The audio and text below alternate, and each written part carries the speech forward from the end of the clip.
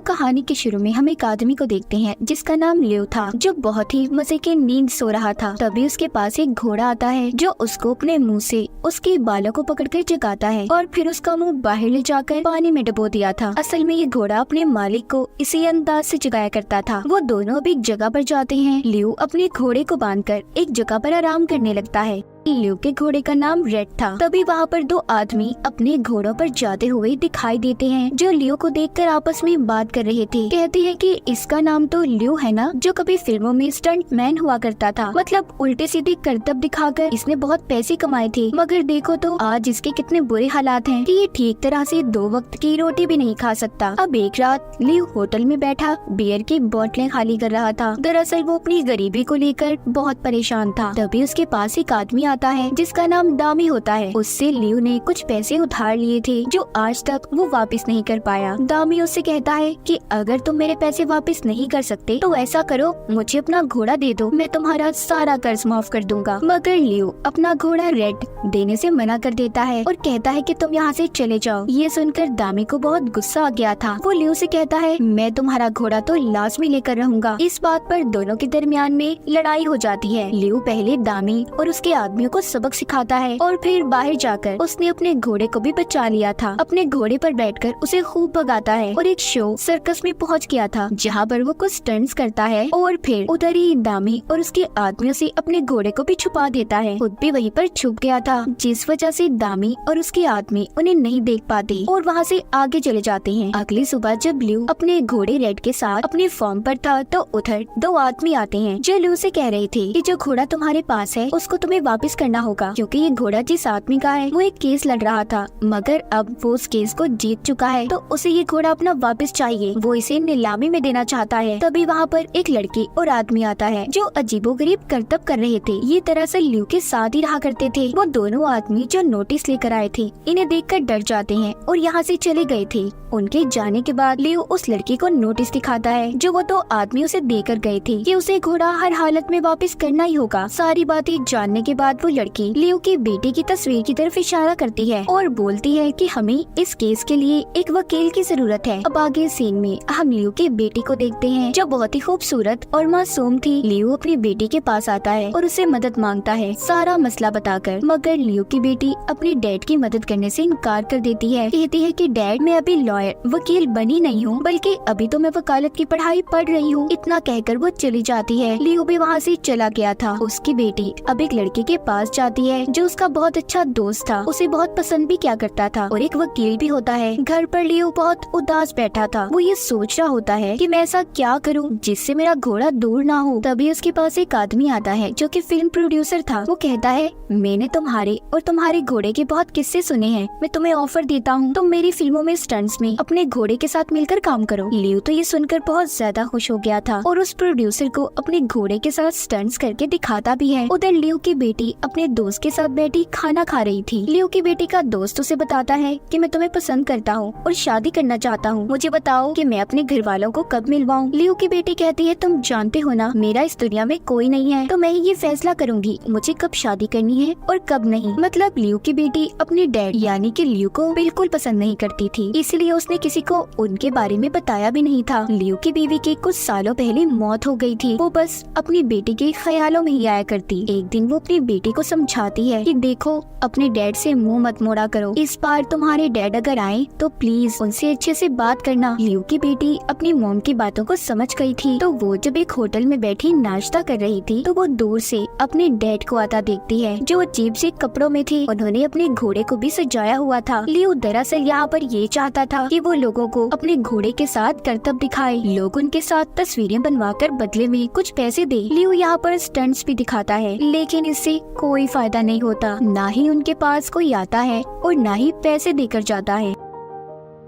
लियो की बेटी भी बैठी ये सब देख रही थी। उसे अपने डैड के बारे में ऐसे बिल्कुल भी अच्छा नहीं लगता, इसलिए वो लियो से मिलने जाती है और कहती है मेरा एक दोस्त है जो आपका केस लड़ सकता है। लियो की बेटी उस लड़के की बात कर रही थी जो इसे पसंद करता था। वो अपने डैड के फॉर्म पर आकर सभी चीजों को बहुत गौर से देख रही थी। वो रेड से मिलकर भी बहुत खुश होती है। अब रेड भी लियो की बेटी की हर बात को मान रहा था। कुछ देर के बाद लियो की बेटी का दोस्त भी आ जाता है, मगर अपने इर्द गिर्द अजीबोगरीब चीजों को देखकर डरने लगा था। उधर लियो की बेटी आती है, उसके हाथ पर अपना हाथ रखकर कहती है देखो डरो नहीं, और बोलती है कि आप लोगों ने अभी तक कुछ फैसला नहीं किया क्या, आखिर करना क्या है। तभी इनके दरमियान में बातचीत शुरू होती है और अब यही से कहानी 3 साल पहले की दिखाई जाती है। लियो को घोड़ा जख्मी हालत में मिला था, उसने उसे खिलाया पिलाया और ठीक कर दिया, साथ ही उसे ये भी समझाया कि तुम अपने घुटनों पर कभी भी मत बैठना। अब इसी के साथ कहानी दोबारा प्रेजेंट मौजूदा दौर में आती है। लियो अपनी बेटी के दोस्त को अपने घोड़े रेड से मिलवाता है, मगर वो बेचारा उसे देखकर डर रहा था। लियो कहता है अरे यार डरो नहीं, ये बहुत अच्छा घोड़ा है, ये तो तुम्हारे साथ बस मस्ती कर रहा है। तभी रेड स्टंट्स दिखाता हुआ गिर गया था। अगले दिन लियो रेड को अपने साथ लेकर शूटिंग पर पहुंच गया था, जहाँ पर उसकी बेटी भी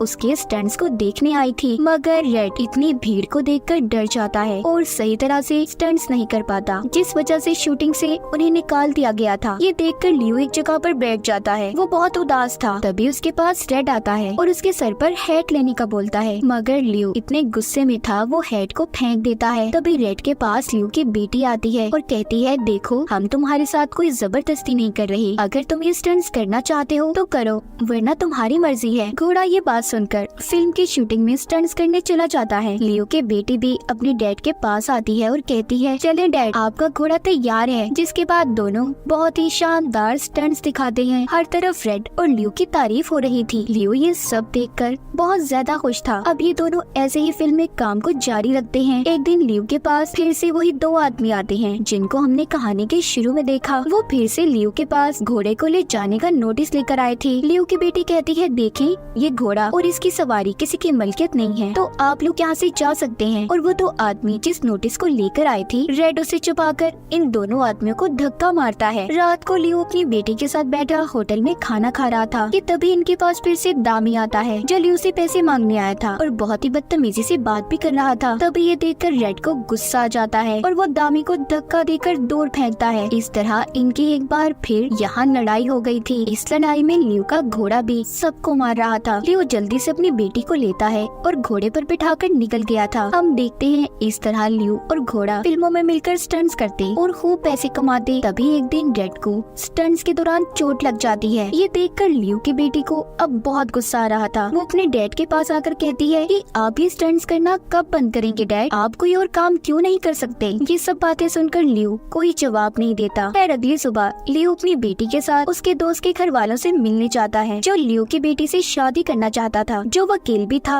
और लियो के रेड के केस में मदद भी कर रहा था। लियो को उन लोगों के बीच में होटल में बैठकर बिल्कुल भी अच्छा महसूस नहीं हो रहा था और अजीब सी हरकतें भी कर रहा होता है। इस बात पर लियो की बेटी कहती है कि आप परेशान नहीं हो, मेरे डैड बड़े लोगों के साथ घुल मिल नहीं सकते, वो कुछ ज्यादा ही सादा तबीयत के हैं। ये बात सुनकर लियो भी कहता है कि हाँ मैं ऐसा ही हूँ, पर मेरी बेटी बहुत अच्छी है, आप मेरी वजह से उसे रिजेक्ट मत कीजिएगा। अब उनके चले जाने के बाद लियो की बेटी अपने डैड को बहुत डांटती है और अच्छे से ना बर्ताव करने पर नाराज हो गई थी। रात को लियो की बेटी रेड के साथ जब टीवी देख रही होती है जिसमें वो अपने डैड लियो के स्टंट्स देखकर बहुत खुश होती है, तभी उधर लियो भी आ गया था और अपनी बेटी के साथ अपनी वीडियो को देखते मजे कर रहा था। तभी उसे यहाँ पर अपने पुराने पल याद आ जाते हैं। उसकी बेटी कहती है बहुत कूल है डैड आप। दोनों की आंखों में आंसू आ गए थे। लियो को यहाँ पर याद आता है कि एक दफा इन्हीं स्टंट्स के दौरान उसके सर में बहुत गहरी चोट लगी थी। इसी चोट की वजह से लियो को पूरे 8 महीने तक कोमा में रहना पड़ा। असल में लियो सब कुछ अपनी बेटी को बता रहा होता है। वो कहता है इसी 8 महीनों के दौरान जब मैंने कोई काम नहीं किया, इसी वजह से मेरे हालात ऐसे हो गए, मैं अपनी बीमारी की वजह से तुम्हारी माँ से भी नहीं मिल पाया। उसकी बेटी सारी बातें सुनकर कहती है मॉम की टेंशन ना ले, उन्होंने आपको माफ कर दिया था, वो अक्सर मेरे ख्यालों में जो आती हैं।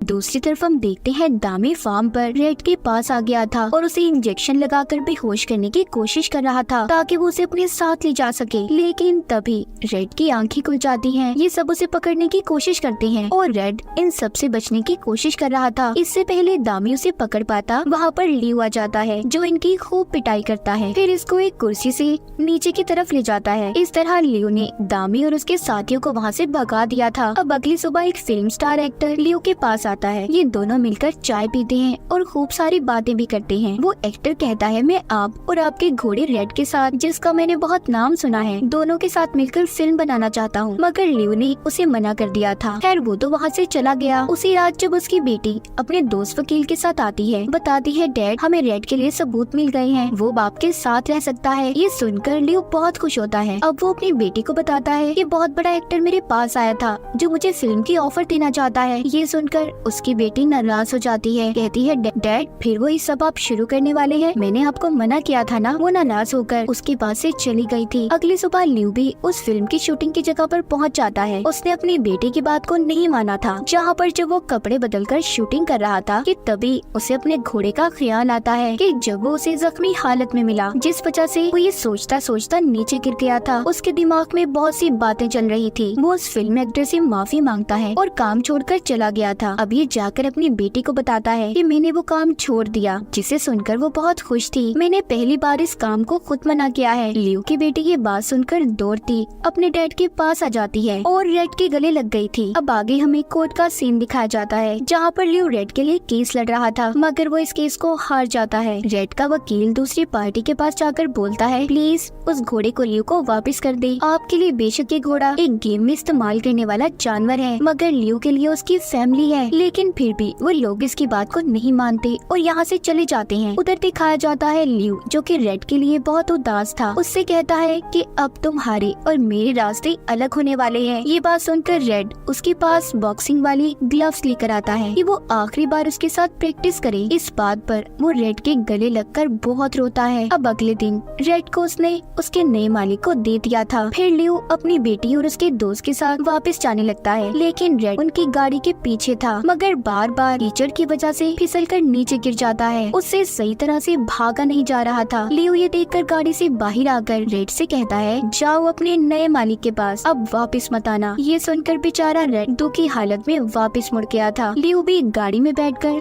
बहुत रोता है। ये सब देखकर अगले दिन लियो की बेटी रेड के नए मालिक के पास जाती है और अपने डैड के बारे में बताती है। कहती है देखिए मेरे डैड से उनका सबसे अच्छा दोस्त मत छीने, वो रेड से बहुत प्यार करते हैं। अगले दिन रेड दिखाया जाता है जो कि फार्म पर लियो के पास था। वो उसके पास जाकर हमेशा की तरह अपने मुंह से बाल पकड़कर उसे चिढ़ा रहा था। जब लियो की आँख खुलती है और अपने सामने रेड को देखता है तो खुशी के मारे पागल हो गया था और उसे अपने गले लगा लेता है। ये सब कुछ दूर खड़ा रेड का नया मालिक लियो की बेटी और उसका दोस्त भी देख रहे थे। रेड का नया मालिक कहता है अगर कल तुम मेरे पास ना भी आती तो मैं रेड को यहाँ पर लेकर आने वाला था। असल में जो हाल लियो का था वो ही रेड का। उसने लियो के बगैर खाना पीना सब कुछ छोड़ दिया था। कहानी के आखिर में हमें लियो और रेड दिखाए जाते हैं। उनके पास भागकर लियो की बेटी और उसके साथ उसका दोस्त आता है। तभी रेड के गले लग गए थे। इस फिल्म की कहानी भी यहीं पर खत्म हो जाती है।